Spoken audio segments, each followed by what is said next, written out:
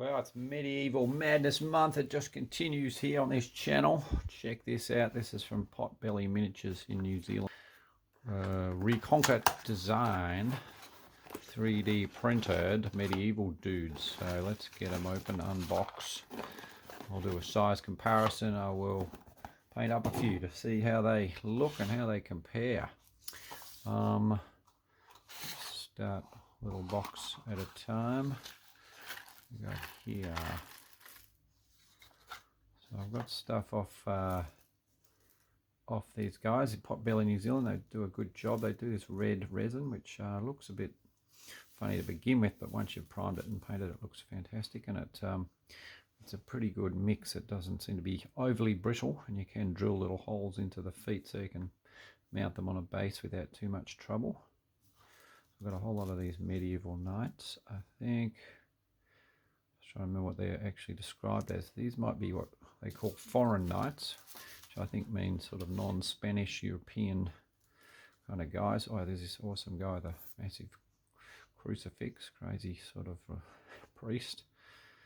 He's going to be good. Lots of shields. And then they've got some of these. Oh yeah, there's swords on their little struts that they're printed by. A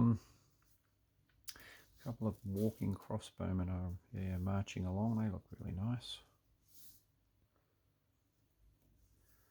Good one.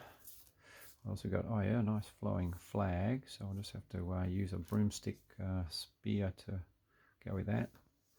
Crouching sort of attacking pose. I think he's one of these foreign knights. Small weapons. There seem to be a lot of shields, more than I need, I reckon. One casualty. There's his arm. He shouldn't be too hard to put back together again. And another nice. Look. Well, that's right. Some of these are the military order knights. So he's got the big Teutonic sort of cross on that flag. That'll be great. Alright, they are a winner. Let's get into the next box and see what that had in it.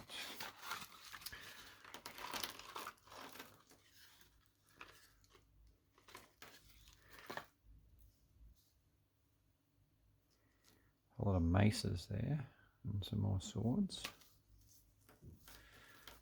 Oh yeah, king someone or other. He looks beautiful. He might be I think he's a Spanish king. One of the northern Christian provinces, I think I remember, but I could be making that up.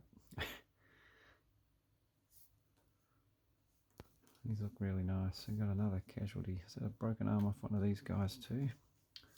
Or is that from that set? I've got a few. I think I accidentally ordered one lot of 4, yeah, there we go, there's his arm. One lot of 4 and then another lot of 8 from the same set, so I've got a few duplicates, but otherwise they would be all unique fellas. Yeah, well, they look great, excellent, like the first batch. And then I also got a small number of cavalry. Let's check these boys out. I like the odd passive pose on horses, an active pose, and another passive pose. I quite like the mixture. Well, he looks great. Rear with the horse rearing up a bit. They're very well balanced. They can just sit on their little feet without any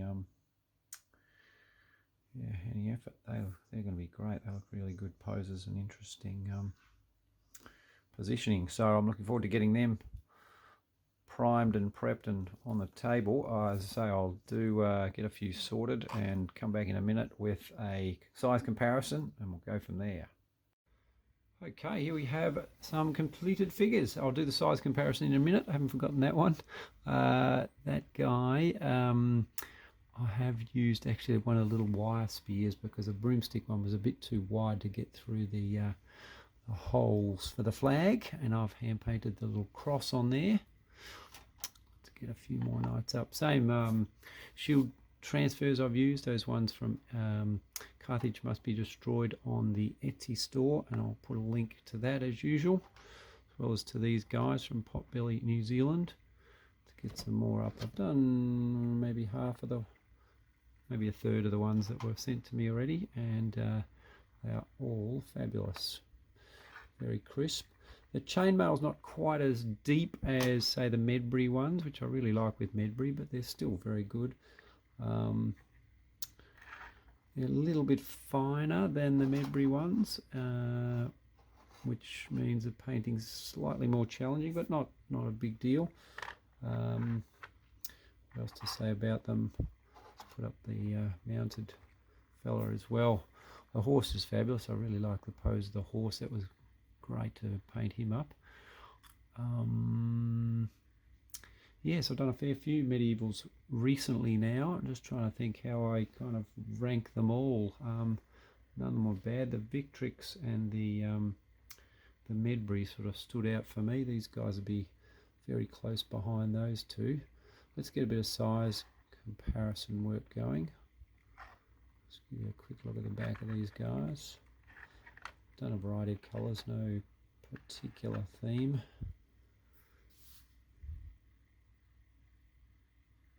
To get a few off, and we'll do the size comparison. Off. We've got one swordsman and one crossbowman. Be a good couple of these ones. Crossbowmen kind of a little bit more petite than the swordsman because they're not working out as much, not swinging the sword around. So that's a Perry one. So Perry is almost exactly the same as the crossbowman.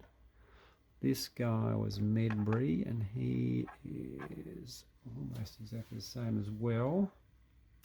Is there any difference? Medbury's probably the same as the crossbowman and a minuscule amount smaller than the swordsman. Let's get V and V up. V and V tiny bit bigger than the swordsman. And then the last one would be that War Games Atlantic, who would be, as you go, he's a bit broader. Get Medbury off.